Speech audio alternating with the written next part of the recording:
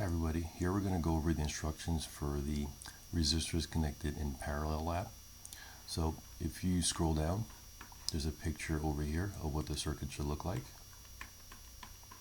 And so if you click on link A, this is what you're going to see here. So this is going to be the circuit. So here you have your power supply, an ammeter connected to the power supply, and then you have 3 resistors connected in parallel, and ammeters that are going to read the current leaving each of these resistors, along with a voltmeter connected across each of the 3 resistors. So here for part 1, the circuit is already set up for you, so you just have to take your measurements. So in the instructions, you're told what resistances you should set the values to. So if you scroll to the instructions, there's going to be an area where you're told what the values for the resistors should be set to. So you'll go to the simulation, click on the colored bands, and based on the color coding rules, you'll set those resistances to the values that the instructions ask you to. So you'll record those resistances over here, and once you set those resistances, then you'll measure the current for all the components. So for the power supply, and for resistor 1, resistor 2, and resistor 3.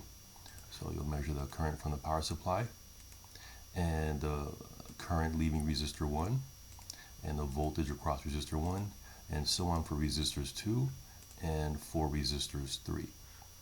So that's just all you're going to do for the data taking part. And next you'll do your calculations. So in the calculations, you're going to use the reference equations over here. So there's several. Ohm's law and equivalent resistance for resistors connected in parallel.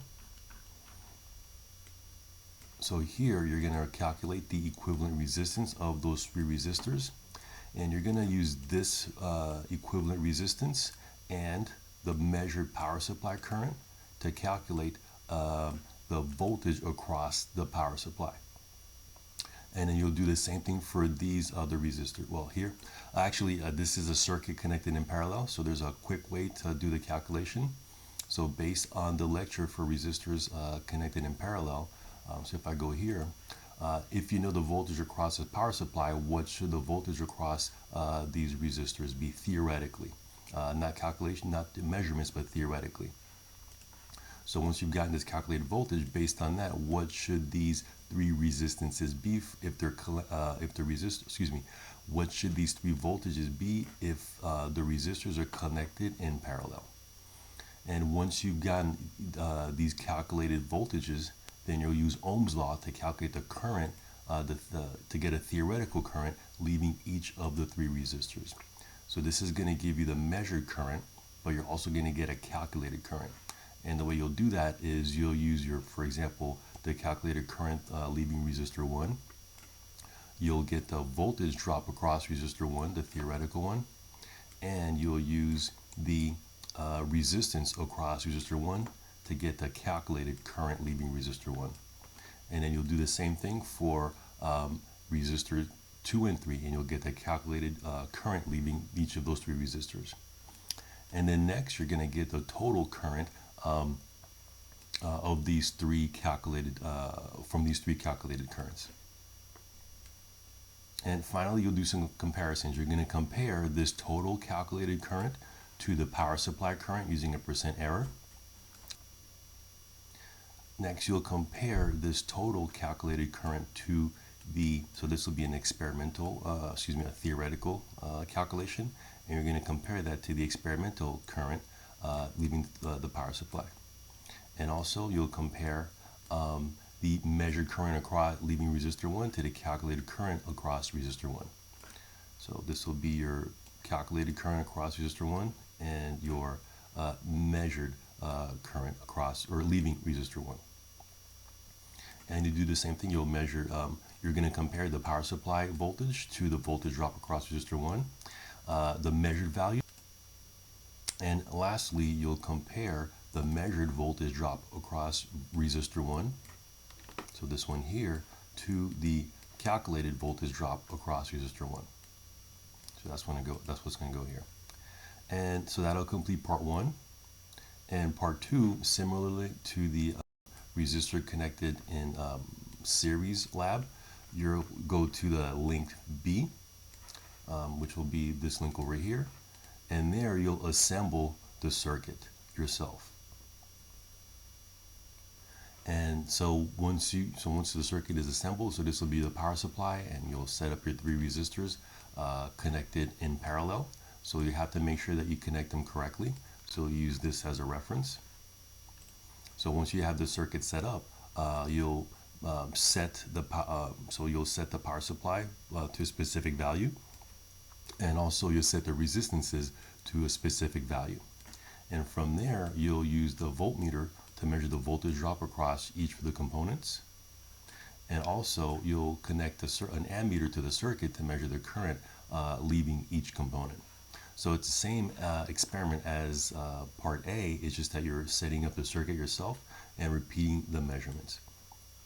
There's a slight difference though between part A and part B. In part B, you can actually get a reading of an experimental value for the voltage drop across the power supply. So you'll get so in this experiment, you'll also measure the voltage drop across the power supply along with the 3 resistances, and then you'll record those here. Afterwards, then it repeats just like part A. So you'll get the current leaving power supply and the voltage drop and current leaving each of the 3 resistors. So this looks just like what we did in part A. The calculations for part B are slightly different, but just like in part A, you're going to measure or calculate the equivalent resistance for the 3 resistors connected in parallel. And these voltages here, you're going to use the power supply voltage given in section 11 here. So theoretically, if the power supply voltage has this value, then theoretically, what should the voltages across each of these 3 resistors be? And next, you calculate the current leaving each component. So you'll use the power supply voltage in section 11 and the equivalent resistances to calculate the current drop across the power supply. And then you'll do something similar. You'll use Ohm's law to calculate the current leaving each of the 3 resistors. These will be the calculated resistances. And then the last part for the calculation is just you'll calculate the total of the 3 currents. And the conclusion is similar to the one from before for part B. You're going to compare the total calculated current to the power supply current.